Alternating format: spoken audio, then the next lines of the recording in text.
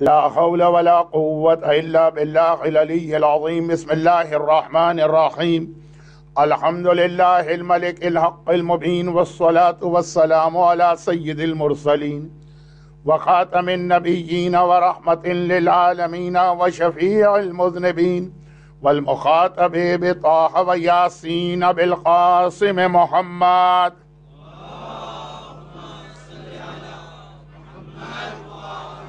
وآله الطيبين الطاهرين المعصومين المظلومين المنتجبين الميامين الذين أذهب الله عنهم الرجس وطهرهم تطهيرا.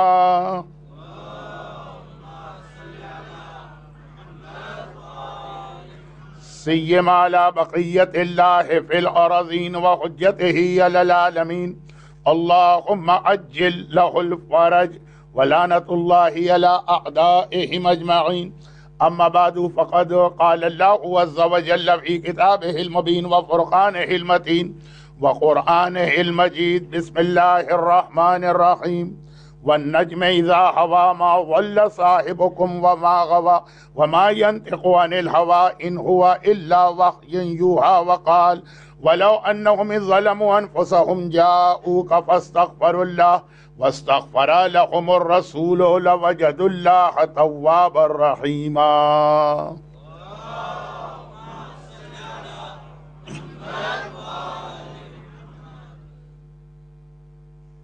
سورہ والنجم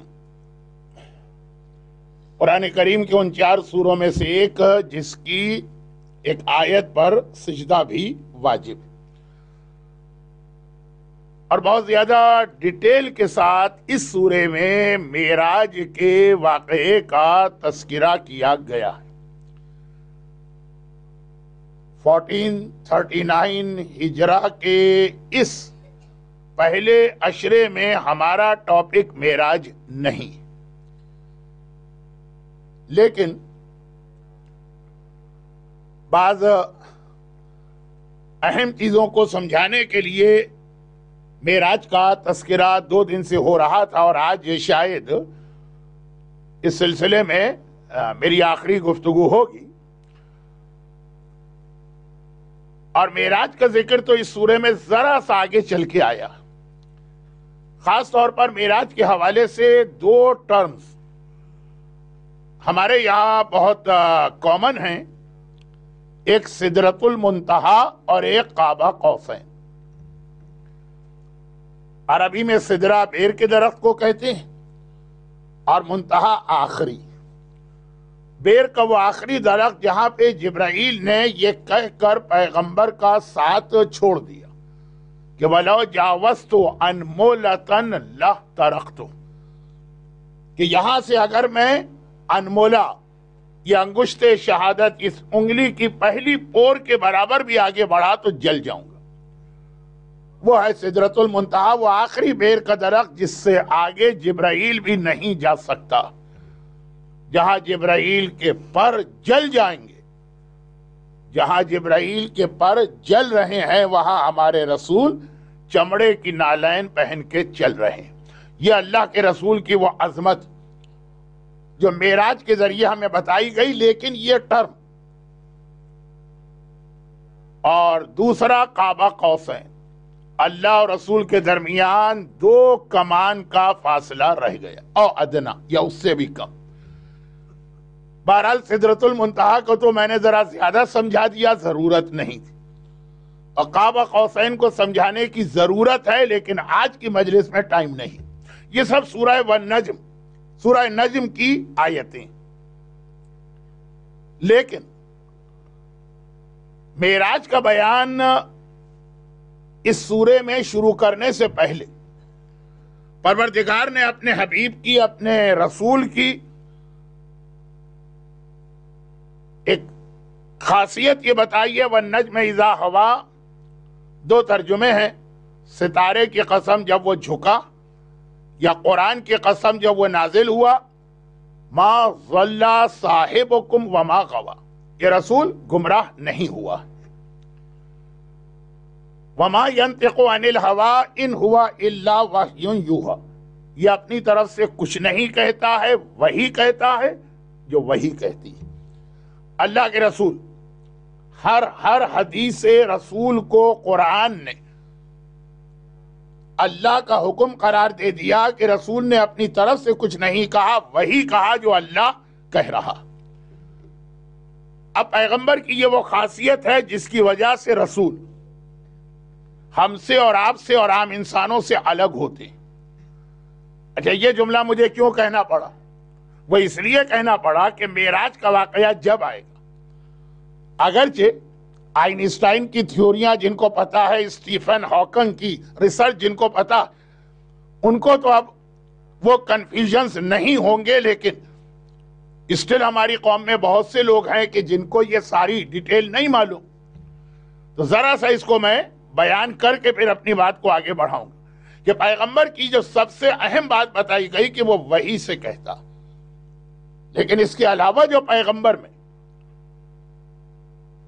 ہمیں اور آپ کو کچھ ایسی خصوصی چیزیں نظر آ رہی، وہ معجزہ نہیں۔ اچھا، یہاں پہ ایک لفظ میں بتا دوں کہ پیغمبر نے جتنے معجزے اپنی زندگی میں دکھائے، صرف ایک معجزہ ایسا ہے جس کا نام ہے معجزہ خالدہ۔ خالدہ مانے پرماننٹ، ہمیشہ کے لیے، فار ایور۔ صرف ایک معجزہ پیغمبر کا ہے جو معجزہ خالدہ ہے، وہ قرآن ہے۔ وہ جو ابھی آیت سنی، وَمَا يَنْتِقُ عَنِ الْهَوَىٰ إِنْ هُوَ إِلَّا وَحْيٌ يُوحَىٰ۔ قرآن ہمیشہ کا معجزہ۔ باقی جو اللہ کے رسول کے معجزات ہیں، وہ ایسے معجزات ہیں کہ اپنے زمانے میں وہ معجزہ لگ رہے تھے اور تھے بھی، بعد والوں کے لیے وہ معجزے نہیں رہے، ایک عام بچہ بھی وہ کام کر سکتا، اور یہ باقی تمام انبیاء کا بھی یہی طریقہ کار رہا۔ حضرت ابراہیم آگ میں جا کے بیٹھ گئے، آج بالکل یہ پاسبل ہے کہ ایک آدمی جلتی ہوئی آگ میں جا کے بیٹھے اور وہ نہیں جلے۔ جو اس وقت اتنا بڑا معجزہ حضرت ابراہیم کا قرار پایا کہ یا نار کونی بردم و سلاما۔ آج دنیا نے اتنی ترقی کر لی کہ فائر فائٹر جلتی ہوئی آگ کے اندر اپنا ڈریس پہن کے چلے جاتے ہیں اور بچے رہتے ہیں، لیکن ابھی تو اور بھی اس کے اندر امپروومنٹ ہو گیا۔ اس سال سے حج گرمیوں میں آنا شروع ہو چکا، اور عرفات اور مینا کے میدانوں میں گرمی کی وجہ سے عام آدمی بھی بہت پریشان ہے، اور ہر حج کو آرگنائز کرنے والی حکومت بھی بہت زیادہ پریشان ہے۔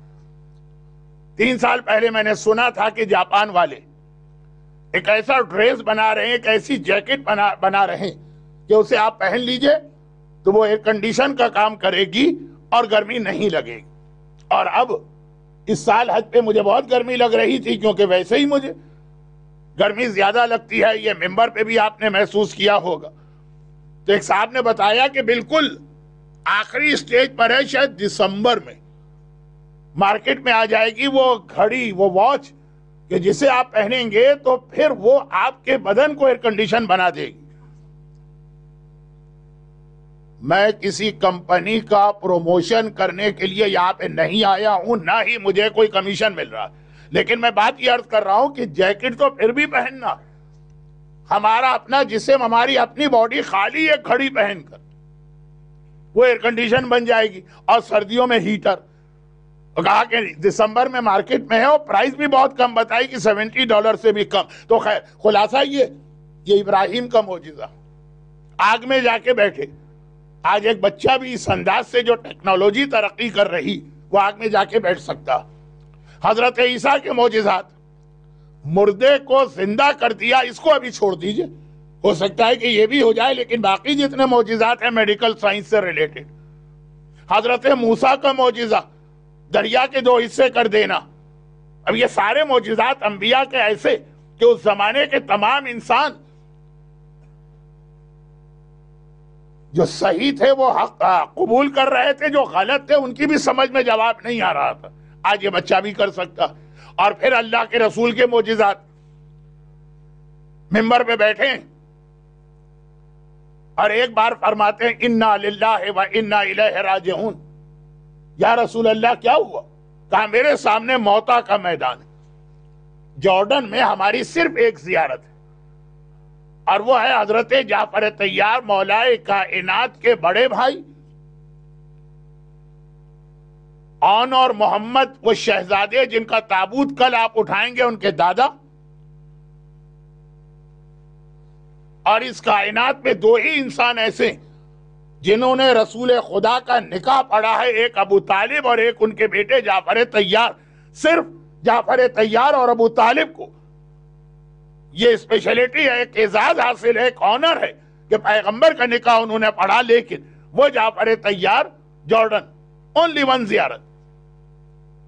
پیغمبر مدینے کے منبر پہ خطبہ دے رہے ہیں, لوگ پیغمبر کے سامنے ہیں اور پیغمبر کہہ رہے ہیں کہ میرے سامنے میدان موتا اور میں نے ابھی ابھی دیکھا کہ میرا بھائی جعفر طیار دونوں ہاتھ اس کے قلم ہوئے, علم کو بچاتے ہوئے وہ خود مارا گیا, خود شہید ہو پیغمبر کی آنکھوں کے سامنے.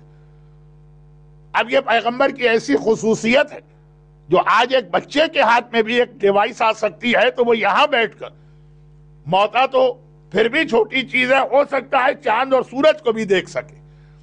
پیغمبر اسلام کہ اور جو جسمانی خصوصیات ہیں سایہ نہیں تھا, اس کا ریپیٹ ہونا بھی پاسبل ہے بلکہ ہو بھی رہا. پیغمبر کی آنکھیں, پیغمبر سامنے بھی دیکھتے تھے, پیغمبر اپنے پیچھے بھی دیکھتے تھے.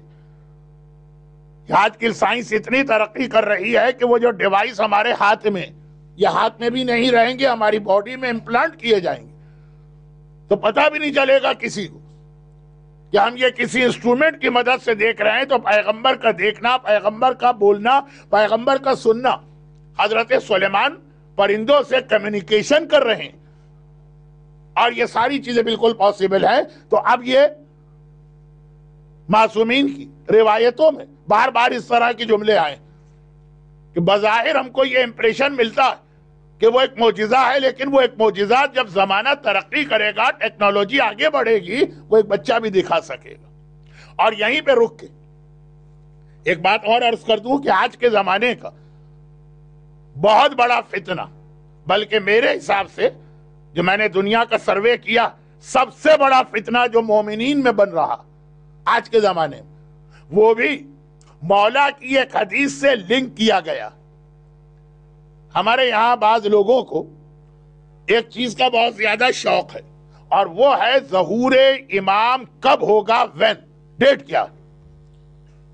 اور یہ خالی آج کل نہیں ہے, یہ پہلے بھی ہمارے علماء نے اس کے اوپر کافی ریسرچ کی. لیکن عالم کی ریسرچ اور ایک ینگسٹر کی ریسرچ میں فرق ہوتا.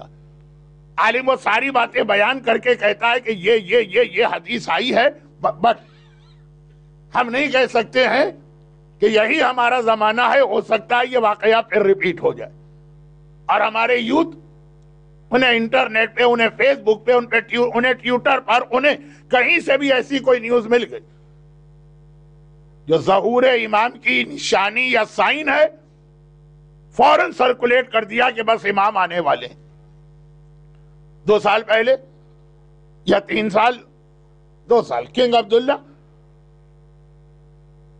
ڈیتھ ہوئی, انتقال ہوا, اب فوراً یہ کہہ دیا گیا کہ یہ تو امام کے ظہور کی ایک نشانی تھی کہ آخری زمانے میں ایک ایسا خاندان ہوگا اور کئی بیٹے ایک کے بعد ایک حکمران بنیں گے. جب عبداللہ مرے تو سمجھو کہ وہ حکمران خاندان, وہ ڈائنیسٹی, وہ سلسلہ ختم ہونے والا. باقی چیزیں میں نہیں بتا رہا, آج ویک ڈے کی مجلس ہے, بہت لمبی بات نہ ہو جائے.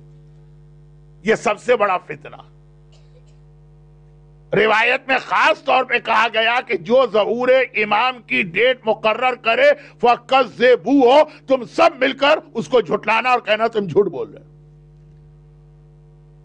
خالی یہ نہیں کہا کہ اس کو جھوٹ سمجھنا, نہیں, اوپنلی اس کو کنڈیم بھی کرنا ہے اور کہنا ہے کہ تم جھوٹ بول رہے, کیونکہ یہ فتنہ.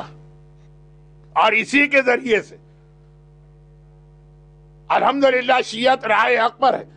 یہاں کبھی انحراف یا ڈائیورجن نہیں ہے, لیکن ہم میں سے جتنے غلط فرقے بنے ہیں وہ ظہور امام کے نام پر ہی بنے.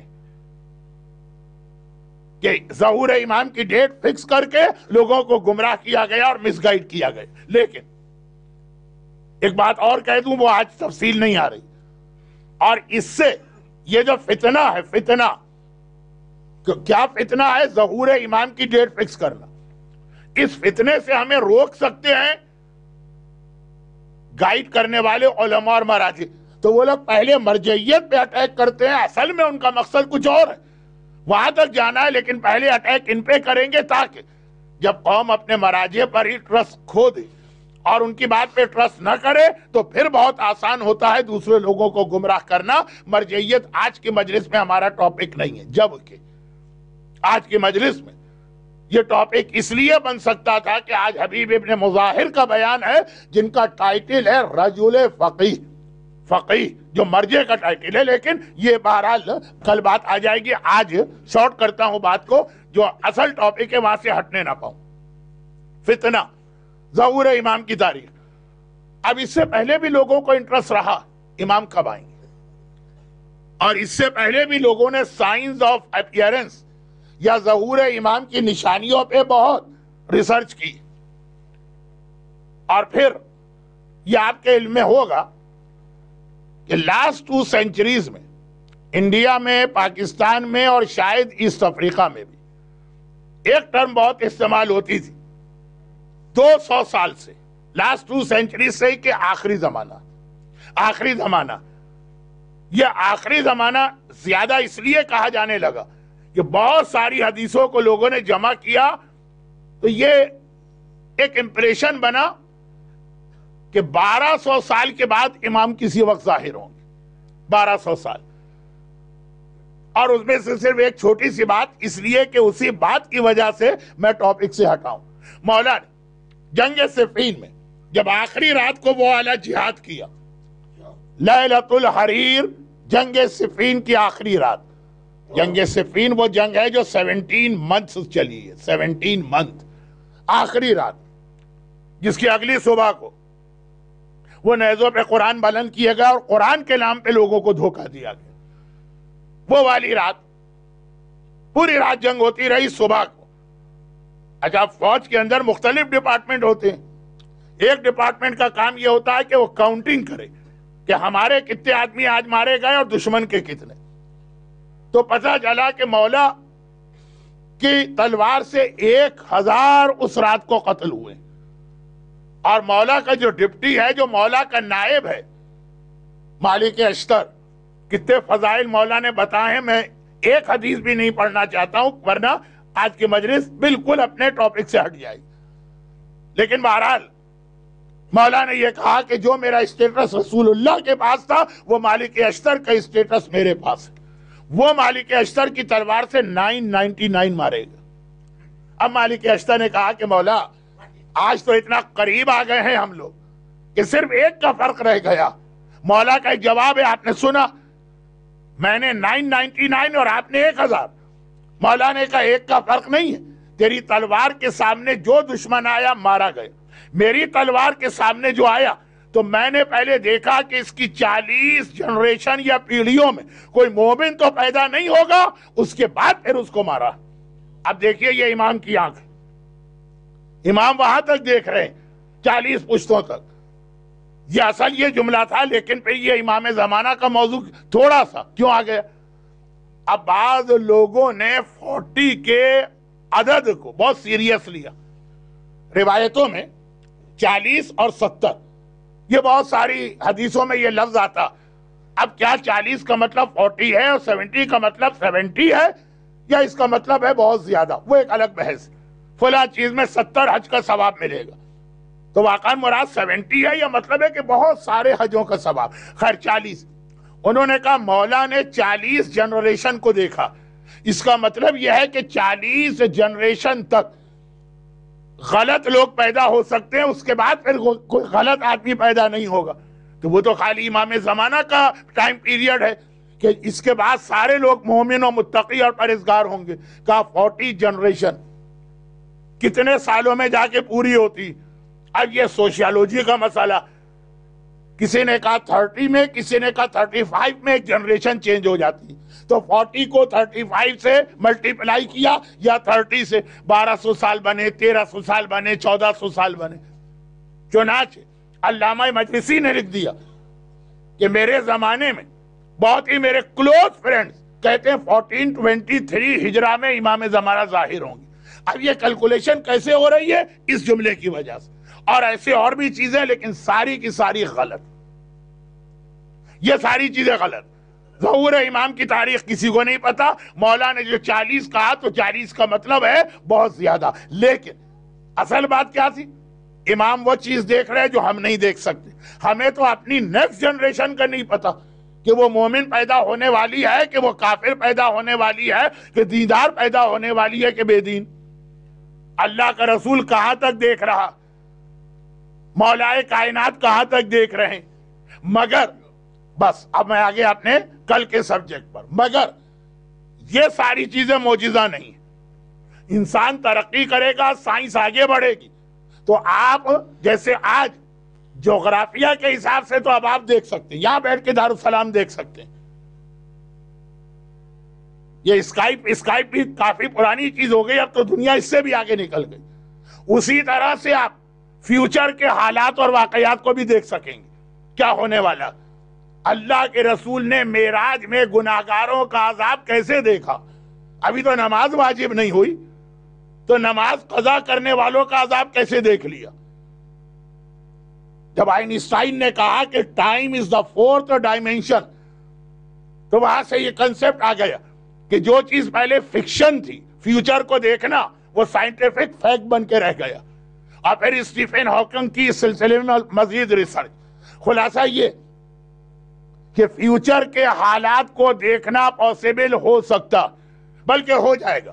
پیغمبر جو دیکھ رہے ہیں وہ فیوچر کے حالات۔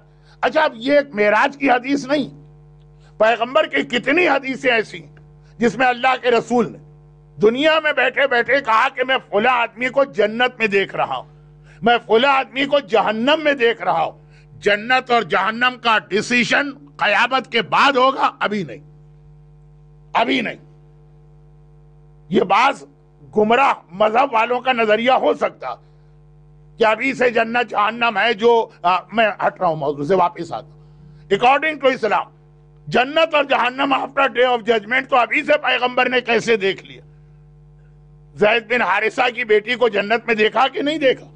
اور بھی بعض گناہگار، یہ روایتیں پڑھوں گا تو بات بہت آگے بڑھ جائے گی۔ تو معراج کے سفر پہ سب سے بڑا آبجیکشن یہ ہوتا کہ باقی باتیں صحیح، کہ جو پیغمبر نے دیکھا کہ بے نمازی کو کیا عذاب مل رہا، یا اس کے بعد کچھ اور گناہگار، تو وہ کیسے دیکھ لیا؟ اچھا، معراج کا سفر سٹارٹ ہوا ہے، فرسٹ آسمان میں رسول اللہ انٹر ہوئے تب یہ دیکھا، لیکن جب معراج کا سفر کمپلیٹ ہو رہا تھا اور پیغمبر واپس آ رہے تھے تو اپنے ریٹرن میں پیغمبر جنت میں گئے تھے، اور جنت کے اندر وہ سارے نیک لوگوں کو دیکھ کے آئے تھے، اور جہنم کا بھی وزٹ کیا تھا۔ جہنم میں گئے نہیں تھے، نعوذ باللہ، جہنم کا وزٹ کیا تھا، اور جہنم میں بھی کچھ لوگوں کو دیکھ کے آئے تھے۔ تبھی تو جب رسول اللہ نے آ کر یہ بتایا کہ میں جنت اور جہنم دونوں کا وزٹ کر کے آیا ہوں، تو لوگوں نے دو سوال کیے، ایک سوال مردوں نے کیا، ایک سوال عورتوں نے کیا۔ مردوں نے یہ سوال کیا تھا کہ یا رسول اللہ، جب آپ نے جہنم کا وزٹ کیا، دیکھیں میری ورڈنگ کو سنیے گا، بعد میں آپ کا اعتراض نہ ہو، واہ یہ کون مولانا آئے ہیں کہ رسول اللہ کو جہنم میں پہنچا دیا۔ جہنم کا جب وزٹ کیا اور وہ بتایا، تو ایک تو بہت مشہور حدیث ہے جو لیڈیز میں زیادہ پڑھی جاتی ہے، انہی کو زیادہ ضرورت، اور یہ حدیث پیغمبر نے شہزادی کو بتائی تھی۔ پیغمبر کون؟ صادق۔ فاطمہ کون؟ صدیقہ طاہرہ۔ صادق نے صدیقہ کو معراج کی ایک اسپیشل حدیث بتائی۔ معراج کی باقی حدیثیں ہم کو اور آپ کو بتائی گئی، ایک اسپیشل حدیث کہ میں نے سفر معراج میں جہنم میں 10 عورتوں کو 10 گناہوں کی وجہ سے عذاب میں دیکھا۔ آج جو میری مجلس سے پہلے کچھ اسپیچز ہوئی، محمدی مدرسے کی ایک بچی نے، کسی اور یوتھ نے، ساری لیڈیز سائڈ سے تھی، تو آج کا دن تو لیڈیز کا دن بن گیا ہے، اور اتفاق سے میری مجلس کا بھی موضوع یہ بنا۔ تو پیغمبر نے یہ بتایا، لیکن یہ تو اسپیشل حدیث ہے جو صادق رسول نے صدیقہ فاطمہ کو الگ سے سنائی۔ یہ حدیث ہمارے پاس رسول اللہ کے ذریعے نہیں آئی ہے، یہ حدیث آئی ہے تھرو فاطمہ، لیکن وہ بہرحال نہ پڑھنے کا وقت ہے نہ ضرورت۔ مگر مدینہ کے منبر سے پیغمبر بہت ذکر کیا کہ میں نے معراج میں جنت میں کیا کیا دیکھا، اور میں نے معراج میں جہنم میں کیا کیا دیکھا۔ تو کسی نے کہا بہت ہی شارٹ، یا رسول اللہ آپ ہمیں صرف ایک بات بتا دیجیے، اور وہ یہ ہے کہ جہنم میں جب آپ گئے تو جہنم میں میجورٹی کن کی تھی؟ پیغمبر نے فوراً کہا لیڈیز کی، عورتوں کی۔ جہنم میں عورتوں کی میجورٹی تھی۔ خیر مردوں نے سنا، جیسے آپ خوش ہو گئے وہ بھی خوش ہو گئے، ہنستے ہوئے اپنے اپنے گھر چلے گئے، لیکن عورتوں کو پیغمبر پر اعتراض نہیں ہوا ہے۔ وہ ویمن لبریشن کا دور نہیں تھا، پیغمبر پر اعتراض نہیں ہوا، لیکن عورتیں پریشان ہو گئیں کہ وائے ہم کیوں، ہماری میجورٹی جہنم میں کیوں؟ پیغمبر اسلام سے اب عورتوں نے سوال کیا۔ پہلا سوال مردوں کا تھا، وہ مجمع میں تھا، دوسرا سوال عورتوں کا، یا رسول اللہ لیکن وائے؟ پیغمبر نے کہا کہ اگر میرا کلمہ پڑھنے والی دو غلطیاں نہ کریں تو شاید جہنم میں کوئی عورت نہیں جائے۔ جو میرا کلمہ پڑھتی ہے ان کی بات ہو رہی ہے، حمالۃ الحطب کی بات نہیں ہو رہی ہے، ہندا کی بات نہیں ہو رہی۔ جو میرا کلمہ پڑھ کے محبت کرنے والی ہیں وہ کوئی بھی نہ جائے، اگر یہ دو غلطیاں نہ کریں۔ نماز میں عورتیں مردوں سے زیادہ عبادت گزار، دعائیں پڑھنے میں عورتیں زیادہ آگے، عزاداری میں عورتیں زیادہ پارٹیسپیشن کرتی، نیکیوں کو دیکھتے چلے جائیے، زیادہ عورتوں کا رول ہوتا۔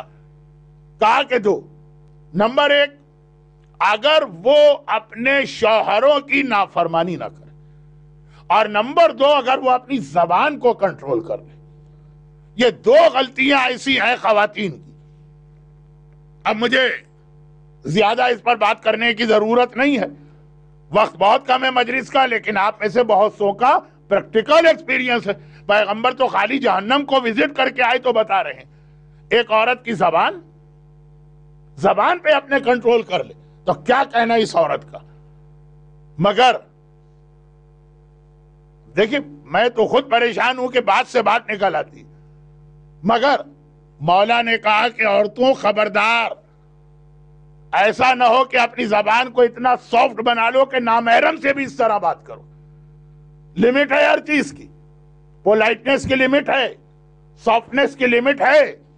قرآن کریم تو کہہ رہا کہ خبردار جب مردوں سے بات کی جائے، پیغمبر کی بیویوں سے کہہ رہا فلا تخضعن بالقول، خبردار نرمی سے بات نہ کرنا۔ ہمارے یہاں شوہر کو گالی دی جاتی ہے، نامحرموں سے بڑے ہی اخلاق سے ملا جاتا ہے۔ خیر یہ آج کا موضوع نہیں ہے، اس لیے اتنا ہی جملہ انف۔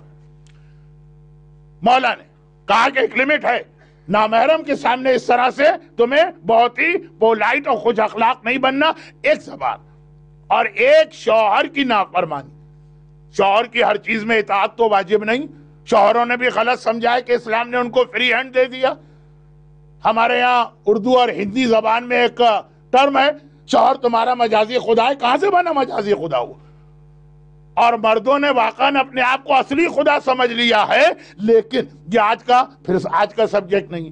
یہ سبجیکٹ اچھا لگے گا جب رباب کا تذکرہ ہو، یہ سبجیکٹ اچھا لگے گا جب لیلا کا تذکرہ ہو، یہ سبجیکٹ اچھا لگے گا جب ام البنین کا تذکرہ ہو۔ ہمارے سامنے وہ جو اتنی اچھی اچھی مثالیں آج نہیں، آج صرف اتنی سی بات کہ پیغمبر نے اپنی آنکھوں سے فیوچر کو دیکھا۔ اور پھر ایک عجیب بات پیغمبر نے بتائی، جب پیغمبر معراج کے سفر میں گناہگاروں کا تذکرہ کر رہے ہیں، میں یہ ساری بات یہ سمجھ کے کر رہا ہوں کہ آپ نے ساری زندگی معراج سنا، تو آپ کو پتا کہ معراج میں پیغمبر نے کیا کیا عذاب دیکھے۔ صرف کل کی مجلس میں ایک عذاب پڑھنا پڑا، ورنہ میں بہت ایوائڈ کرتا ہوا آگے بڑھ رہا ہوں. لیکن آپ کو پتا پیغمبر نے بے پردگی کا عذاب دیکھا, پیغمبر نے گانا سننے والوں کا عذاب دیکھا, پیغمبر نے غیبت کرنے والوں کا عذاب دیکھا, پیغمبر نے انٹرسٹ یا بیاج لینے والوں کا عذاب دیکھا, پیغمبر نے مثلا فتنہ پھیلانے والوں کا عذاب دیکھا. وہ ساری روایتیں آپ سنتے ہیں, ہر ایک کو یاد ہے تقریباً جو میری ایج کے لوگ ہیں یا ابو 40. مگر اس میں پیغمبر نے نیک لوگوں کو بھی دیکھا, نیکیوں کو, اور خاص طور پہ جب پیغمبر نے 4-5 کا ریوارڈ بتایا کہ قیامت معراج بٹوین فرسٹ اینڈ سیکنڈ آسمان میں نے فلاں کو دیکھا کہ اس کو اللہ نے یہ رتبہ دیا, یہ درجہ دیا, یہ ریوارڈ مل رہا ہے, یہ محل مل رہا ہے, ایسی حوریں مل رہی ہیں, اس طرح سے دودھ و شہد کی نہریں. جنت نہیں, معراج. تو کسی نے ایک سوال کر لیا اور کہا کہ یا رسول اللہ, تو اس سفر معراج میں سب سے زیادہ ثواب آپ نے کس آدمی کا دیکھا؟ جنت میں نہیں, ابھی اس آسمان میں. پیغمبر نے کہا اس آدمی کا. دیکھیے جملہ بہت توجہ سے سنیے گا. پیغمبر نے کہا سب سے زیادہ ثواب میں نے اس آدمی کا دیکھا جس نے کبھی کسی نیکی کو یہ سوچ کے نہیں چھوڑا کہ رہی تو بہت معمولی نیکی, بہت چھوٹی سی نیکی ہے, یہ نیکی کرنے کا کیا فائدہ ہوگا. بھائی آپ محنت کرتے ہیں تو کب, جب پتا چلے کہ آپ کو 100 پاؤنڈ پر آور ملے یا 50 پاؤنڈ. اگر آپ کو کہا گیا فلاں کام کرو تم کو 2 پینی ملے گی 1 گھنٹے کی, آپ کام نہیں کریں گے, چاہے آپ کو ضرورت بھی ہو. لیکن آپ کہیں گے اتنی ارننگ, فائدہ کیا محنت کرنے کا. نیکیوں میں کبھی یہ بات نہ کیجیے گا. چھوٹی سے چھوٹی نیکی, جیسے کل میں نے ذکر کیا بسم اللہ پڑھنا, یہ بھی ایک نیکی. کسی مومن کی آپ پریشانی دور کر ہی نہیں سکتے, پاسبل ہی نہیں ہے. خالی اس کی بات سن لینا تاکہ اس کا فرسٹریشن دور ہو جائے, یہ بھی ایک نیکی. اور اس طرح سے اب میں سلام میں پہل کر لینا مثلا, یہ بھی ایک نیکی. کبھی کسی نیکی کو چھوٹا نہیں سمجھو, بلکہ معصوم کی وہ مشہور حدیث کہ 3 چیزوں میں بہت زیادہ کیئرفل رہنا. نمبر 1, یہ یاد رکھو اللہ نے اپنا عذاب گناہوں کے اندر چھپا کے رکھا. یعنی غضب, ناراضگی, چلیں عذاب نہیں, عذاب تو ہر گناہ میں ہے, ناراضگی. اب گناہ ہیں کتنے ہوں گے, 500, 1000, ان میں سے کسی ایک میں اللہ نے اپنی ساری ناراضگی, اللہ ناراض, وہ چھپا کے رکھی. یہ نہیں بتایا کون سے گناہ میں. تو کبھی بھی کسی گناہ کو چھوٹا سمجھ کے نہ کرنا. ہو سکتا ہے اسی کے اندر اللہ نے اپنی ناراضگی چھپا کے رکھی. میرے والد بتایا کرتے تھے کہ انڈیا میں ایک زمانے میں ایک صابن آیا تھا سن لائٹ, بہت پہلے کی بات ہے, برٹش زمانے کی. اب اس کو پروموٹ کرنے کے لیے انہوں نے کار کی ایک چابی, اس وقت کار بھی نہیں ہوتی تھی لوگوں کے پاس, ایک صابن میں چھپا دی تھی کہ آپ صابن خریدیے اگر یہ اب آج کل تو یہ انڈسٹری بہت ترقی کر گئی, صابن کی نہیں, کار کی نہیں, یہ ریوارڈ دینے کی. کل لاکھوں صابن لوگوں نے خرید لیے, شاید اسی میں وہ سن لائٹ کہ اسی میں کار کی چابی. اللہ نے اپنی ناراضگی کسی ایک گناہ میں رکھی, کسی ایک گناہ میں. اب پتہ نہیں کون سا گناہ, تو کوئی بھی گناہ نہ کرنا, ہو سکتا ہے اسی میں اللہ کی ناراضگی.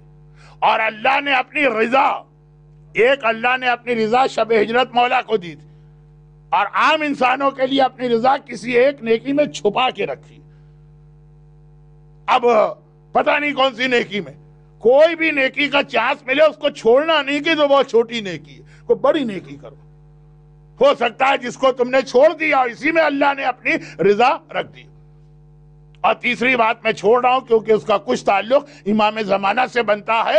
تو اب شب معراج سب سے زیادہ میں نے اس مومن کو خوش دیکھا جس نے چھوٹی چھوٹی نیکیاں بھی جہاں چانس بنا وہ نیکی کر ضرور لی. یہ سوچ کے نیکی کو اگنور نہیں کیا کہ اتنی چھوٹی سی نیکی کا فائدہ کیا. میں نے کہا نا 100 پاؤنڈ کمانے والے کو 1 پینی اگر مل رہی ہے تو یہ کام کرنے کا فائدہ کیا. یہاں پہ ہمارے سامنے 2 حدیثیں آتی. حدیث نمبر 1, قیامت کے میدان میں ایک ایسا اسٹیج آئے گا، ایک مومن کا حساب کتاب ہو رہا ہوگا تو ایک ایسا اسٹیج آئے گا اس کی نیکی اور بدی بالکل برابر ہو جائے گی.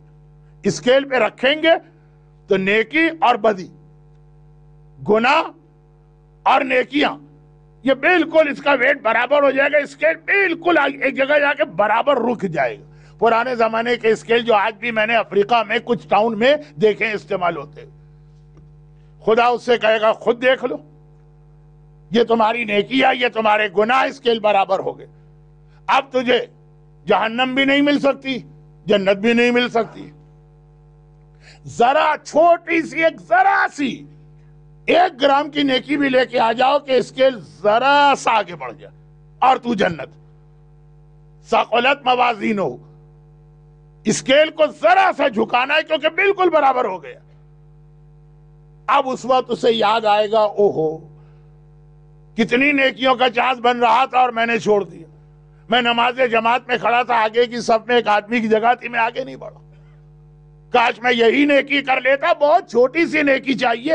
ایک تو یہ. دوسرا، اب یہ سنیے، مولا کے شہر میں دفن ہونا، نجف وادی السلام، ہر آدمی کی تمنا ہوتی ہے ہمیں وادی السلام ملے. وادی السلام کی تفصیل میں جانے کی مجھے آج ضرورت نہیں، ہر آدمی جانتا مولا کا شہر وادی السلام. لیکن اگر کوئی وادی السلام کا بھی جو سینٹرل پوائنٹ ہے، خود مولا کی زری، اس کے اندر اسے دفن ہونے کا چانس ملے، کیا اس کا اسٹیٹس اور رتبہ ہوگا؟ اب ہمدان ایران کا ایک بہت مشہور شہر اور بہت پرانا واقعہ نہیں ہے. تقریباً شیخ مرتضی انصاری جن کا تذکرہ 1-2 دن پہلے ہوا، تمام مراجع کے استاد، ان کے فوراً بعد کا زمانہ، ان کی مرجعیت کے بعد والا زمانہ. ہمدان ایران کا ایک شہر، وہاں پہ بہت ہی زیادہ گناہگار انسان تھا جس کا گناہ، وہ گناہ ثواب کو مانتا ہی نہیں تھا مومن، لیکن گناہ، ثواب، دین، ایمان، کوئی چیزوں سے اس کا تعلق ہی نہیں. یہ تاریخ نجف میں واقعہ لکھا. غنڈہ اور بدماش تھا. اب میں غنڈے کے لفظ پر اس لیے ریلائی کر رہا ہوں کہ اس افریقہ میں نے کئی لوگوں کو یہ لفظ کہتے ہوئے سنا ہے، تو اس کا مطلب یہ کہ آپ کو معلوم ہے کہ غنڈہ کسے کہتے ہیں. خیر، ورنہ غنڈہ سمجھانے میں کئی 10 منٹ نہ نکل جاتے. غنڈہ بدماش ایک انڈیویجول جو گناہ کر سکتا ہے وہ سارے کرتا ہے. شراب بھی بیچتا ہے اور کیسینو بھی چلاتا ہے جو بھی اس زمانے کے ہوں، اور جوئے میں بھی حصہ لیتا ہے، اور عبادت سے تو دور دور اس کا کوئی تعلق نہیں. اب یہ شخص، اور عام طور پہ یہ غنڈے ٹائپ کے لوگ جو ہے نا، وہ ذرا سے بہت ہی ہینڈسم ہوتے ہیں، ان کی باڈی بھی بہت فٹ ہوتی ہے کیونکہ جو ان کی ایکٹیویٹیز ہیں اس کے اعتبار سے ان کو اپنی باڈی کو بنا کے رکھنا ہوتا ہے. خیر، بات میں ادھر ادھر کیوں ٹائم ویسٹ کروں. خوبصورت بھی تھا یہ اپنے ایک دوست کے ساتھ ہمدان کے ایک چائے خانے میں، کیفیٹیریا میں، سڑک کے اوپر بیٹھا. انگلینڈ میں تو رواج کم ہے، پیرس میں تو میں نے دیکھا کہ زیادہ تر فٹ پاتھ کے اوپر ہی لوگ بیٹھ کے چائے پیتے ہیں، یعنی باقاعدہ ٹیبلز لگی ہوتی ہے. وہ بیٹھا. ایک مرتبہ اس کے دوست نے دیکھا 100 سال پہلے کے کلچر میں ہر آدمی ٹوپی پہنتا. اس نے اپنے سر سے، بہت خوبصورت ٹوپی تھی اس کی، سر سے ٹوپی اتاری اور اس کو اس نے موڑ توڑ کے جیب میں رکھا، بال اپنے بکھرا لیے، چہرہ بھی اپنا ذرا گندا سا کر لیا، کپڑے بھی پھاڑ لیے. اور دوست گھبرا گیا، کہا کہ کیا کر رہے. اکراس دا روڈ ایک عورت جا رہی تھی، اس نے اس کی جانب اشارہ کیا. دیکھیں بالکل غنڈہ بدماشی نہیں ہے، جاہل مطلق بھی ہے، دین نہیں جانتا، لیکن اتنی سمجھ ہے اس میں. بعض چیزیں ایسی ہیں کہ اگر آپ دین نہ بھی رکھتے ہو تو کامن سینس کی باتیں ہوتی ہیں. اس نے کہا کہ یہ عورت، ہاں ایک عورت ہے، دیکھ رہا ہوں بہت ساری عورتیں جا رہی. کہا کہ یہ اپنے شوہر سے، مجھے بہت زیادہ احتیاط کے ساتھ بات کہنا، یہ اپنے شوہر سے خوش نہیں، سیٹسفائی نہیں. اچھا بہت برا لگ رہا ہے محرم کی مجلس میں جملہ، لیکن بات کو سمجھانا. یہ دیکھو کتنی خوبصورت، ہاؤ پریٹی. اس کا شوہر جو ہے وہ بہت ہی بد شکل ہے. اب پہلے زمانے میں پیرنٹس جب شادیاں کرتے تھے تو میچنگ کا اتنا خیال نہیں کرتے تھے جتنا اپنے اور اپنی بہو کی فیملی کے میچنگ کا خیال کرتے تھے کہ میری دوستی ہے اس کے باپ سے.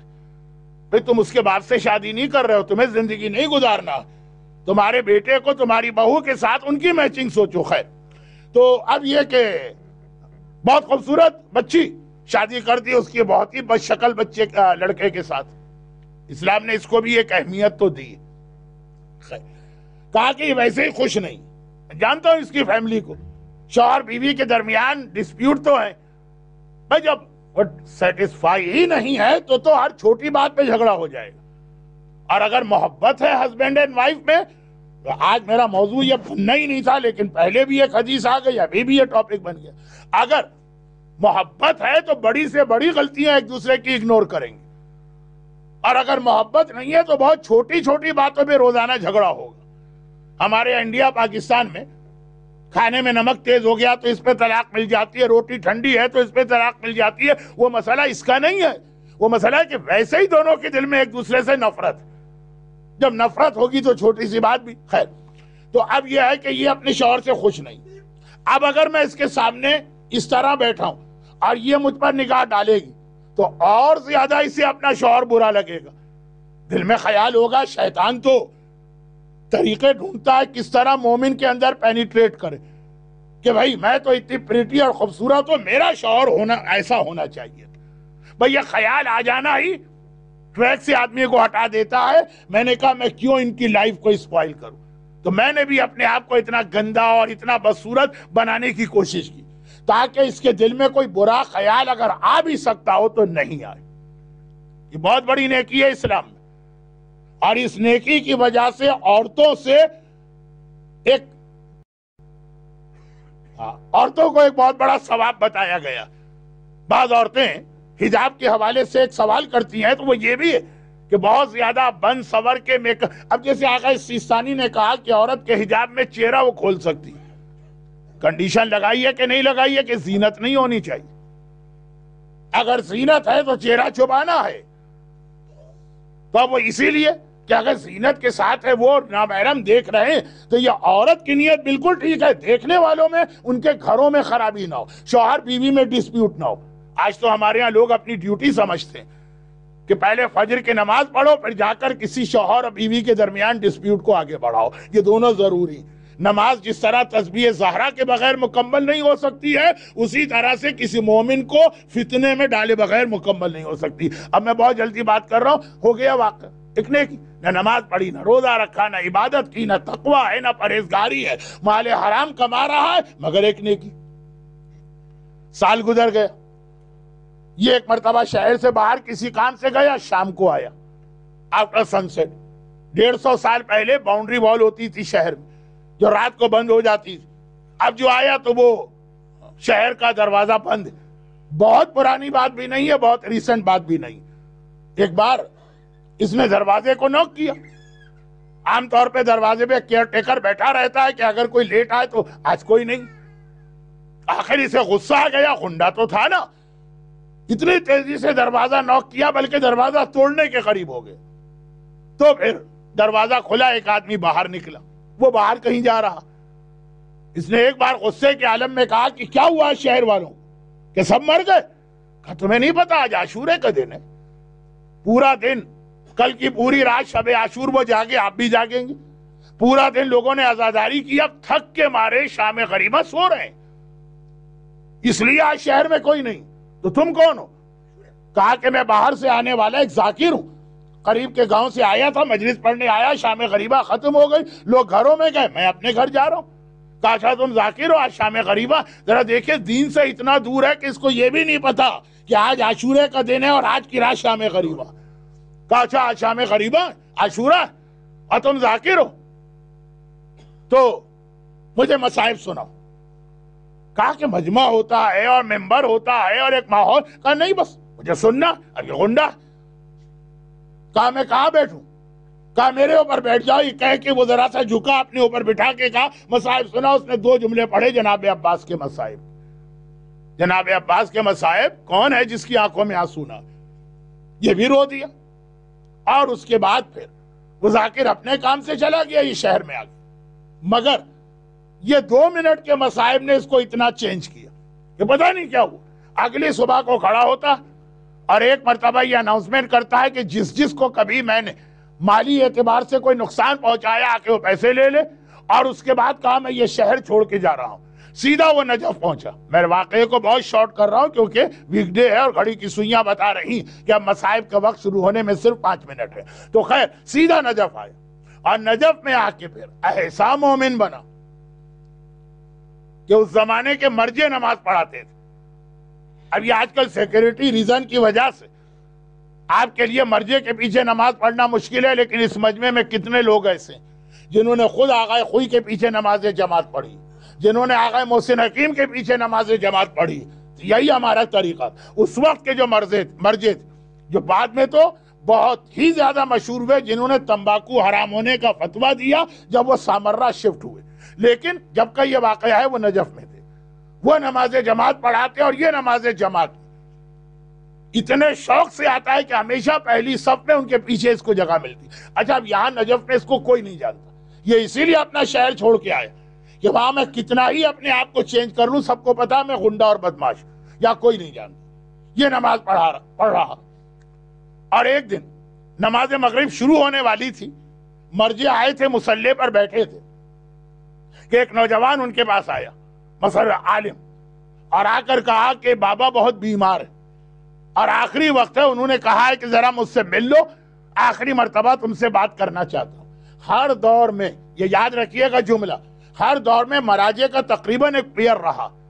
ایک شیخ توسی کا زمانہ چھوڑ دیجئے، وہ تو ایک عجیب یونیک پرسنالٹی، ورنہ ہر دور میں 2 مرجع ہوتے تھے ایک وقت میں، اور کچھ ان کی تقلید کرتے تھے اور کچھ ان کی تقلید کرتے تھے، لیکن وہ دونوں مراجعوں میں بڑا بھائی چارہ ہوتا تھا، بڑی محبت ہوتی تھی۔ یہ آغا سیستانی اور آغا خامنائی ہی کی بات نہیں، آغا خوئی اور آغا خمینی بھی ایک ہی دور میں نجف میں رہے، بلکہ جب امام خمینی کے جوان بیٹے کو صدام نے شہید کیا تھا تو اب لوگ پریشان تھے کہ امام خمینی کو یہ خبر کیسے دے کہ کل رات کو آپ کا بیٹا شہید ہو گیا۔ آغا خوئی سے کانٹیکٹ کیا گیا، وہ امام خمینی کے گھر گئے اور جا کے یہ خبر دی، اور بہت پرانی بات نہیں، دونوں کی مرجعیت اپنے پیک پر تھی۔ اس سے پہلے آغا حکیم اور آغا بروجردی پیر، تو یہ جو مرجع آغا شیرازی ہیں، ان کے ساتھ کے مرجع بالکل ان کے لیول کے بیمار تھے۔ ان کے بیٹے نے آ کر کہا کہ وہ آخر میں آپ سے ملاقات کرنا چاہتے ہیں، آپ کی زیارت، کوئی اور کام نہیں۔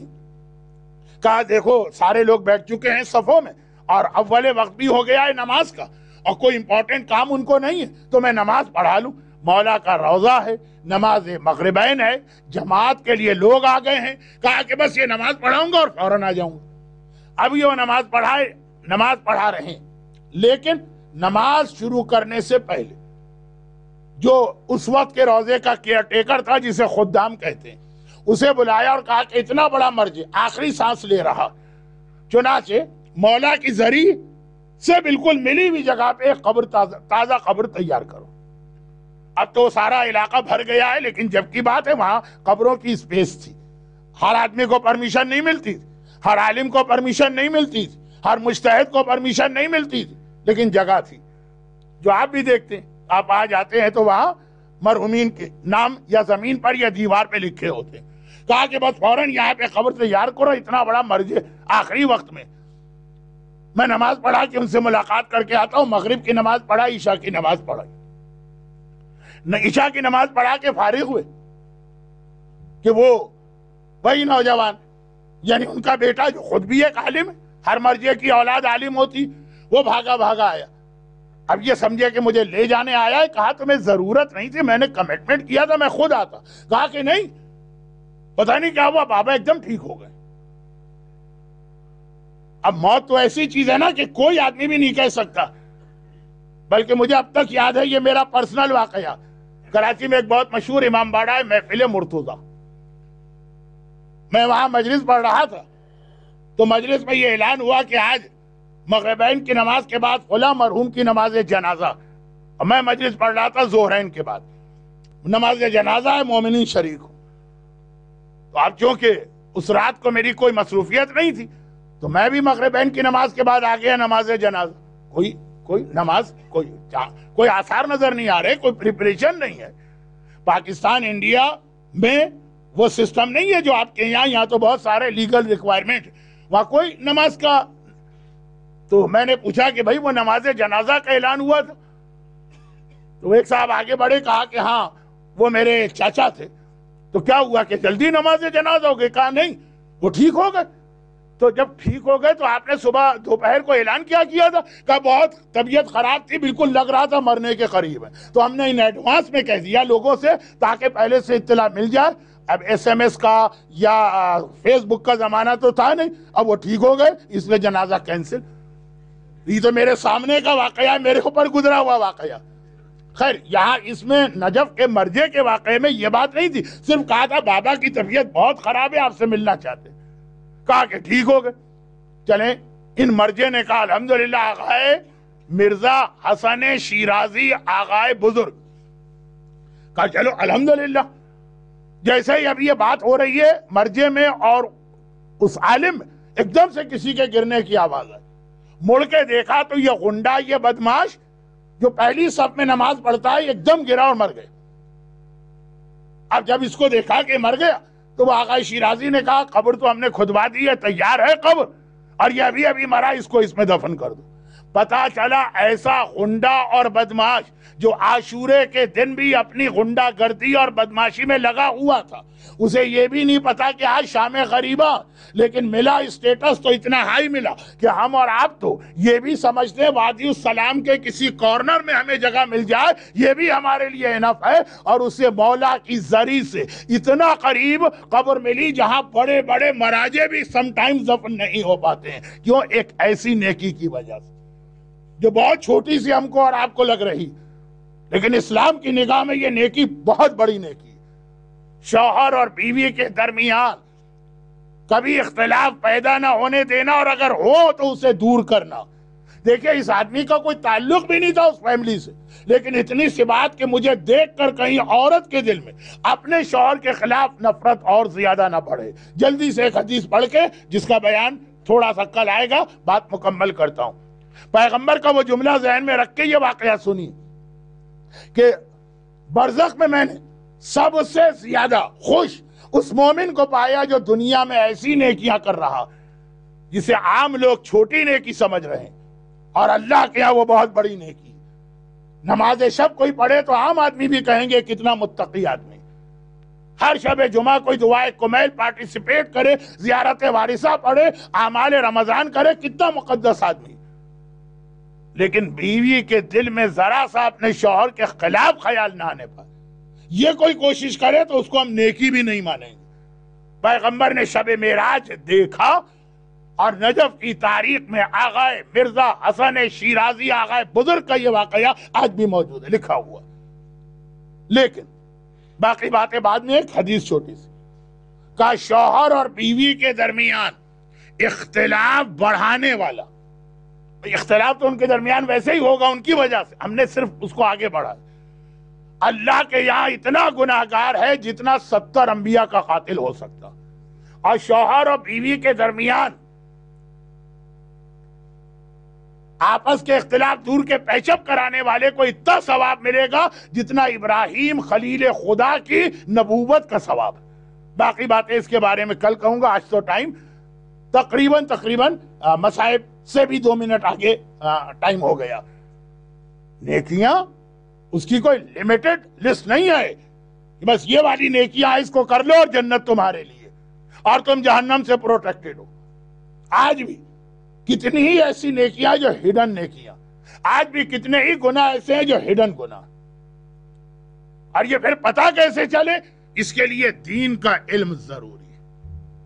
شیطان ہمیں مرجعیت سے دور کرتا ہے, اس کا ایک ریزن یہ بھی کہ جتنا ہم مرجع سے دور ہوں گے گویا ہم نالج سے دور, اور جتنا نالج سے دور ہے اتنا زیادہ شیطان کو ہمارے کنٹرول کا موقع ملتا. آقا حسین نے کربلا میں اور کوئی جہاد نہیں کیا, یعنی اور بھی کیا, لیکن اصل مقصد زیارت 40 کا جملہ یاد کریں, لِيَسْتَنْقَذَ عِبَادَكَ مِنَ الْجِهَالَ. مولا حسین آپ نے یہ جہاد کیا تاکہ اللہ کے بندوں کو اگنورنس سے نکالا جائے. شیطان مرجعیت کی دشمنی ہمارے دلوں میں ڈیولپ کر رہا, تاکہ ہم مزید جہالت میں اور اگنورنس میں ڈوبتے چلے جائیں. اور یہیں پہ ہمارے سامنے حسین کا وہ لفظ آ جاتا جب حبیب ابن مظاہر کو خط لکھ کے بلایا. خط لکھ کے بلایا تو ذرا اس کی ورڈنگ دیکھیے. من الحسین ابن علی الی الرجل الفقیہ. حبیب کون ہے؟ حبیب کون ہے؟ دیکھیں، نمبر 1 حبیب حسین کے بچپنے کے دوست ہیں. نمبر 2 حبیب رسول اللہ کے صحابی. نمبر 3 حبیب مولائے متقیان کے ایسے صحابی کہ ہر جنگ میں علی کے پرچم تلے لڑے ہوئے. کتنے حبیب کے پاس ٹائٹل ہے. حسین کو لکھنا چاہیے تھا میں صحابی رسول کو بلا رہا ہوں، یہ نہیں لکھا. میں اپنے بابا کے دوست کو بلا رہا ہوں، یہ نہیں لکھا. میں اپنے بچپنے کے دوست کو بلا رہا ہوں، یہ نہیں لکھا. کیا لکھا؟ الی الرجل الفقیہ. میں آج بلا رہا ہوں اس کو جو دین کو سمجھتا، جس کے پاس دین کی نالج ہے، جو جاہل نہیں، جو اگنورنس کے اندر نہیں ڈوبا ہوا. یہ کہے کہ حبیب ابن مظاہر کو بلایا گیا. حسین نے کرائیٹیریا بتا دیا کہ اگر کوئی حسین کو جوائن کرنا چاہے تو صحابی ہونے سے زیادہ، دوست ہونے سے زیادہ اہم کوالٹی تمہارے اندر یہ ہونا چاہیے. اور کون حبیب؟ حبیب کسی معمولی آدمی کا نام نہیں. جہاں سے مجلس شروع ہوئی تھی ایک جملہ اسی سے ریلیٹڈ بتا دوں. جو عام طور پہ میرا طریقہ آپ نے دیکھا ہوگا، جہاں مجلس شروع ہوتی ہے اینڈ میں بھی تھوڑی سی بات وہی ریپیٹ ہوتی ہے. ریپیٹ نہیں، وہی بات آگے بڑھتی ہے، صرف ایک جملہ. نبی اور امام فیوچر کو دیکھتا، لیکن نبی اور امام کا اسٹیٹس تو بہت ہائی. حبیب ابن مظاہر، میثم تمار، رشید حجری، یہ 3 دوست ہیں. ایک فرینڈ سرکل ہے جنہوں نے مولا سے غیب کا علم حاصل کیا. میثم تمار کا واقعہ تو آپ سنتے ہیں، زبان کاٹ دی گئی. اگرچہ زبان ان کی نہیں کاٹی گئی، لیکن جو مشہور. رشید حجری، ان کی زبان کاٹی گئی. کیوں؟ صرف اسی لیے کہ فیوچر کے حالات بتا رہے. اور ان میں تیسرے دوست کا نام تھا حبیب ابن مظاہر، بہت عظیم صحابی. لیکن میں کہتا ہوں کہ حبیب کے باقی فضائل ایک طرف، صرف اتنا سا جملہ حبیب کے اسٹیٹس کو بیان کرنے کے لیے کافی کہ میدان کربلا میں جب حسین کی آرمی پہنچ گئی، حسین کا لشکر پہنچ گیا، تو اب یزید کی فوج آنا شروع ہوئی. یزید کی ساری فوج ایک ساتھ نہیں آئی، یزید کی آرمی آنا شروع ہوئی. اور جب بھی کوئی فوج آتی ہے تو فوج کے آنے کی آواز ہوتی ہے، گھوڑے آ رہے ہیں، سپاہیوں کی آواز. ہمیشہ شہزادی زینب کہتی اماں فضہ ذرا دیکھ کے آنا کون آیا. پتہ چلا فضہ نے آ کر کہا شہزادی خولی آیا. ذرا دیکھنا شاید کوئی میرے بھائی کا مددگار آیا ہو. فضہ نے واپس آ کے کہا شہزادی ہرملہ آیا. اب دیکھ کر آؤ، کہا شہزادی عمر سعد آیا. اب دیکھ کر آؤ شاید کوئی میرے بھائی کا ناصر آیا ہو، کہا کہ شہزادی شمر آیا. سارے وہ نام جو زیارت عاشورہ میں آپ لعنت کرتے ہیں. ایک مرتبہ زینب نے جب شمر بھی آ گیا تو زینب نے ایک بار کہا فضہ جا کے ذرا میرے بھائی کو بلا کے لانا. حسین خیمے میں آئے. زینب کیا بات ہے، اس وقت کیوں بلایا؟ کہا جب سے کربلا آئی ہوں مسلسل تیرے خون کے پیاسے تیرے دشمن وہ کربلا میں آ رہے ہیں. کیا اس پوری کائنات میں کوئی نہیں ہے جو محمد کے نواسے کی مدد کو آئے؟ حسین نے کہا زینب یہ سوال کوئی اور کرتا تو میں اس کو تفصیل بتاتا، تمہیں بتانے کی کیا ضرورت ہے؟ تم تو سارا زمانہ دیکھے ہوئے اور نانا دنیا سے گئے، کسی نے ہمارا ساتھ دیا؟ اماں کے پہلو پہ کوڑا لگا، کسی نے ہماری مدد کی؟ میری ماں اس دنیا سے رخصت ہوئی، کوئی آیا؟ میرے بابا شہید کیے گئے، کوئی آیا؟ میرا بھائی حسن مجتبیٰ کلیجہ ٹکڑے کیا گیا، اس سے پہلے کوئی آیا؟ زینب تم تو خود آئی وٹنس ہو، تمہیں کیا بتاؤں؟ زینب نے کہا لیکن بھیا ایک آدمی ایسا کہ مجھے یقین ہے اگر تو اسے بلائے گا تو وہ ہر پریشانی اٹھائے گا، لیکن تیرے پاس ضرور آئے گا تیرے بچپنے کا دوست حبیب ابن مظاہر. اے حبیب تم صحابی رسول ہو، بہت بڑا اسٹیٹس ہے، تم مولائے کائنات کے سپاہی ہو، بہت بڑا اسٹیٹس ہے، تم حسین کے بچپنے کے دوست ہو، بہت بڑا اسٹیٹس ہے، مگر یہ کتنا بڑا اعزاز ہے کہ کربلا کے میدان میں زینب کبریٰ نے اگر کسی کو یاد کیا تو تمہیں یاد کیا۔ اور حسین نے کہا زینب اب میں خط لکھتا ہوں، تم نے یاد دلایا، میں خط لکھتا ہوں۔ دوپہر کا وقت ہے، حبیب شہر کوفہ میں اپنے گھر میں بیٹھے، ابن زیاد کا کوفے پہ کنٹرول ہو چکا، سارے راستے بند ہو چکے، اور حبیب دوپہر کا کھانا اپنی بیوی کے ساتھ کھا رہے ہیں۔ دروازے پہ نوکنگ کی آواز، حبیب نے وہیں سے پوچھا کون؟ کسی نے کہا انا برید الحسین، میں حسین کا قاصد ہوں۔ حسین کا نام سننا ایک مرتبہ حبیب تڑپ کے اٹھے۔ حبیب کی بیوی پردے کے پیچھے گئی، حبیب دروازہ کھولتے اور پہلے تو اس کے قدموں پہ گر پڑے، بوسہ دینے لگے، ارے یہی تیرے پیر ہیں جن سے چل کر تو میرے مولا کی بارگاہ سے میرے پاس آیا۔ اس کے بعد بڑی عزت اور احترام سے لا کے کمرے میں بٹھایا اور کہا کہ آقا کا قاصد کیوں آیا؟ کہا کہ آقا حسین نے خط بھجوایا۔ حبیب نے خط کھولا، حسین کا جملہ تھا، حبیب میں تیرے شہر کوفہ کے قریب آ گیا ہوں، میرے ساتھ محمد کی بیٹیاں، محمد کی نواسیاں، میرا اہل حرم بھی ہے، اگر آ سکتے ہو تو میری مدد کے لیے آؤ۔ آج آپ کہتے ہیں، لیکن پہلی بار شاید حبیب نے کہا، جیسے ہی یہ جملہ پڑھا بے اختیار اپنی جگہ سے گھٹنوں کے بل کھڑے ہو گئے، لبیک یا حسین، لبیک یا ابا عبداللہ، مولا تو نے بلایا ہے، تیرا غلام حاضر۔ لیکن قاصد سے کہا تو چلا جا، میں بعد میں کسی وقت آؤں گا، میں تیرے ساتھ باہر نہیں جا سکتا۔ ادھر حبیب کی بیوی کو حبیب سے زیادہ بے چینی تھی، میرے آقا کا قاصد میرے گھر کے دروازے پہ کیوں آیا؟ ادھر وہ قاصد باہر گیا، ادھر زوجہ حبیب پردہ ہٹا کے کمرے میں آئی، کہا حبیب ذرا جلدی سے بتا میرے آقا نے خط میں کیا لکھا؟ کہا میرا آقا کربلا میں آ گیا اور مجھے اپنی مدد کے لیے بلایا۔ زوجہ حبیب نے بے چین ہو کر کہا، دیکھیے یہ زوجہ حبیب کے دو جملے تھے جس کی وجہ سے آج کے مجلس میں نے عورتوں کا ذرا سا رول بتایا۔ زوجہ حبیب نے بے چین ہو کر کہا، اے حبیب میرے آقا نے بلایا ہے تو نے کیا فیصلہ کیا؟ حبیب کو امتحان لینا، زمانہ بڑا نازک ہے، شوہر اور بیوی کو بھی ایک دوسرے پہ اس وقت ٹرسٹ نہیں تھا۔ حبیب نے کہا کہ اے میری بیوی میں سوچ رہا ہوں کیا کروں۔ اتنا سننا ہے، وہ مومنہ جلال کے عالم میں آ گئی، باقاعدہ یہ ہسٹری میں لکھا ہے، محاورہ نہیں، جلال کے عالم میں آ گئی، اپنے ہاتھوں سے چوڑیاں اتار کے پھینکی، کہا حبیب یہ چوڑیاں پہن کے گھر میں بیٹھ جا، اپنی تلوار مجھے دے، محمد کا نواسا، اب میری شہزادی فاطمہ کا بیٹا میرے شوہر کو بلائے، اور میرا شوہر کا ابھی میں سوچ رہا ہوں میں تلوار لے کے اپنے آقا کی مدد کو جاؤں گا۔ حبیب نے کہا مجھے اپنا خیال نہیں ہے، مجھے تیرا خیال ہے، میرے بعد کیسے زندگی گزارو گی؟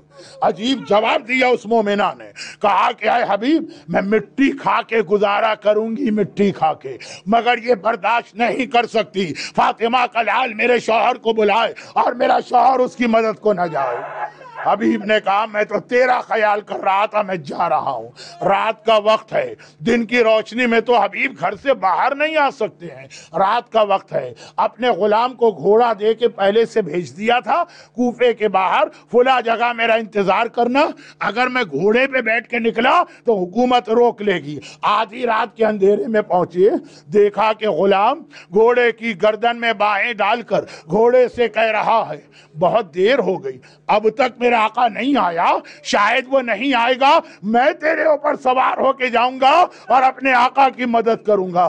حبیب کی آنکھوں میں آنسو آ گئے، مولا میں تیری بے کسی کے قربان، آج یہ غلام تک تیری مدد کرنے کا خیال کر رہے ہیں۔ بہرحال بات مختصر کروں، بہت لمبی ہو گئی بات۔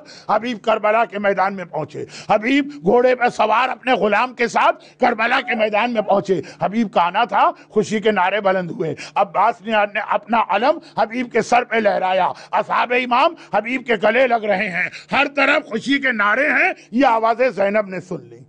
ایک مرتبہ کا فضا، جب سے کربلا پہنچی ہوں آج پہلی بار بھائی کے فوج سے خوشی کی آواز آ رہی ہے، کیا ہوا دیکھ کے آنا۔ فضا گئی اور واپس آ کر کہا شہزادی میرے آقا کے بچپنے کا دوست حبیب ابن مظاہر آ گیا ہے، یہ اس کی خوشی ہے۔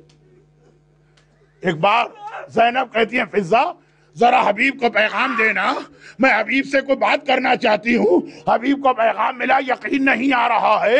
ایک بار حسین نے کہا حبیب چلو میرے ساتھ، بیچ میں پردہ پڑا ہے، خیمے کے اندر زینب ہے، خیمے کے باہر حبیب ہے۔ ایک مرتبہ حسین نے کہا زینب مبارک ہو، میرے بچپنے کا دوست میری مدد کے لیے آ گیا، بس اتنا سننا ہے۔ زینب کہتی ہے حبیب فاطمہ کی بیٹی تمہیں سلام کہتی ہے، دختر فاطمہ بنت زہرا کا سلام قبول کرو۔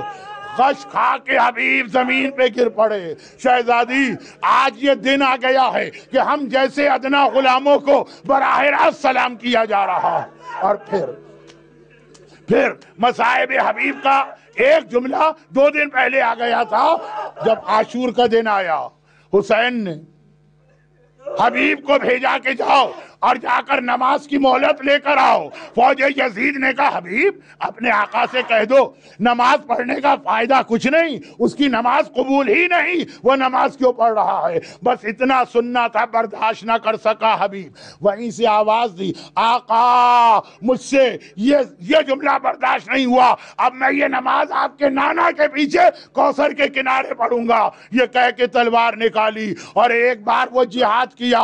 حبیب زمین پہ گرے، بوڑھا حبیب دنیا سے رخصت ہوا، اور 11 محرم کی تاریخ آ گئی۔ 11 محرم کی تاریخ، یہ ہے اہل بیت اطہار، یہ ہے اہل بیت کا کردار۔ 11 محرم کی تاریخ آ گئی، سیدانیوں کا لٹا ہوا قافلہ شہر کوفہ میں داخل ہوا۔ اللہ کرے اس سے پہلے سب مر جاتے۔ نامحرموں کا مجمع، محمد کی نواسیاں، علی اور فاطمہ کی بیٹیاں بے مقنع و چادر کے قیدی بنا کے بازار کوفہ میں لے جائی گئی، قافلے کو روک دیا گیا۔ اتنے میں ایک چھوٹا سا بچہ آیا، آقا سجاد کے گھٹنے کو پکڑ کے ہلایا اور کہا آقا میرا سلام لیجئے۔ سجاد نے دیکھا، پلٹ کے اونٹ پر زینب بیٹھی ہے، کہا پھوپھی اماں یہ حبیب ابن مظاہر کا یتیم آیا ہے اور ہمیں سلام کر رہا ہے۔ زینب نے جھک کے دیکھا اور کہا ارے تو یہاں آ گیا، یہ بتا تیری ماں کہاں ہے؟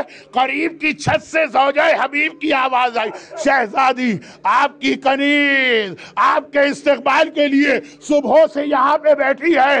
زینب نے ایک مرتبہ کہا زوجہ حبیب میں تو کب سے تجھے ڈھونڈ رہی تھی، ارے مجھے پرسہ دینا ہے، تیرا شوہر مارا گیا، ارے مجھ سے پرسہ قبول کر۔